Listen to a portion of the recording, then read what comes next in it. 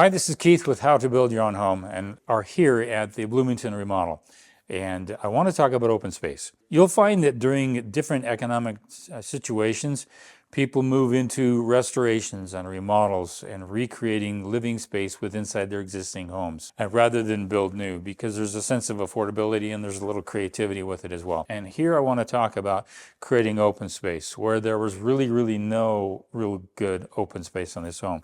If you look at the frame structure here, which we've taken out all the drywall, it shows that there's a lot of partitioning of the space, a lot of breaking up of the living space of the home. And as a result, it forces you, okay, this is going to be the kitchen, and this is going to be this living space, and this is going to be this living space. Well, you see in a lot of modern homes today that they open that up and they call that open living. And that's really more of a popular way of designing homes.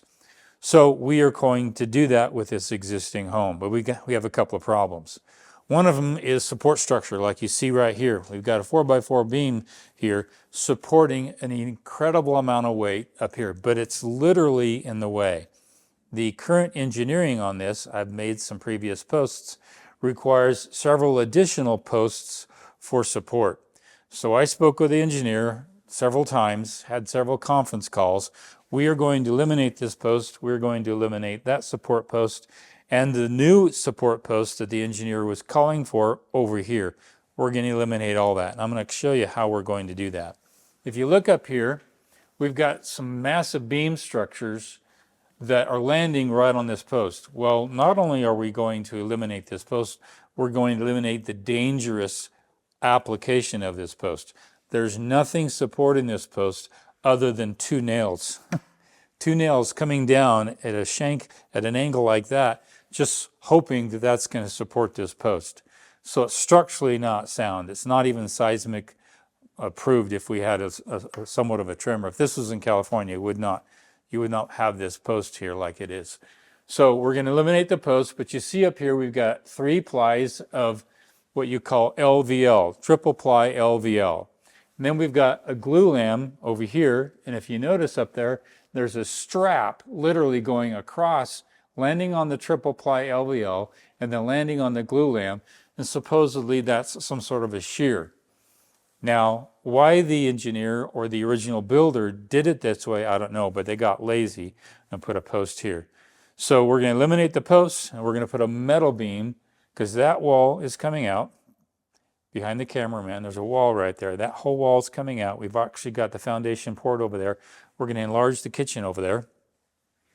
Metal beam is going to come all the way, land on the outside wall there, come all the way and continue up and capture this whole beam, remove this glue lam, and then it's going to land over there. We're going to dig another 3 foot by 3 foot concrete spot footing. And a beam is going to be landing right on that spot footing. That eliminates this post. Now, why are we doing that? Well, we have to pull out this triple ply anyway. There's a lot of work involved. So while doing that, we're just going to slide in a whole new metal beam and continue it this way and have it flush underneath the ceiling, solving for a lot of problems. Now, this here was right in the way of a kitchen table, literally right in the way of a kitchen table. And so by removing this, you're going to create that whole open space. Now down here, it's the same thing. If you notice up here, we've got old floor joists or floor trusses running this way. And we've got some weakness in them, like how they got away with cutting into a floor joist with venting like that. They wouldn't be able to do that today. But we are going to take another beam across and land it on that post over here. So let me show you what I'm talking about.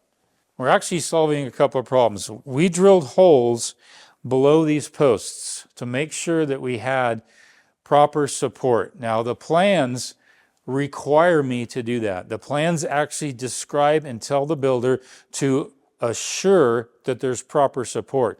Well, we drilled down below 3 holes, and if you see the blue mark around that, there's no supporting structure underneath there. There's only 3.5 inches of concrete. There's not a spot footing, and there should be a spot footing for supporting this. So that's not even structurally sound. This one we drilled underneath. We did find a spot footing underneath here that's good support. There's no cracks around the concrete, so it's kind of indicative of this, whereas over here, we've got cracks everywhere. So anyway, just like we did over there, where we got a metal beam, that's the neat thing about metal, is you can expand and hold a massive amount of weight, and you can create some really innovative open space with that. I'm not a fan of glue lambs. LVLs I like. Structured timber I'm not a fan of because it just doesn't hold as much weight as metal. And one day I'll do a post and we'll do a comparison of all the different beam structures that are out there. But for right here, I got a post here, and we're going to continue this wall right here when they first enter the home. And we're going to take a beam right on top of this, and we're going to take it right through. We're literally going to cut through all the floor joists, insert a whole new beam, land the floor joists on that beam, and pull out the supporting structures. And what that does is it's going to eliminate this post as well. And then it's going to eliminate another post that the original engineer called for, which was going to go right here.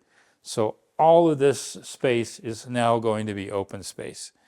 And that's what you can do by re-engineering things. And you have to gut things to kind of see where things are. You have to just see and imagine. We had to just sit here with the framer and just imagine what we could do and how we could do that.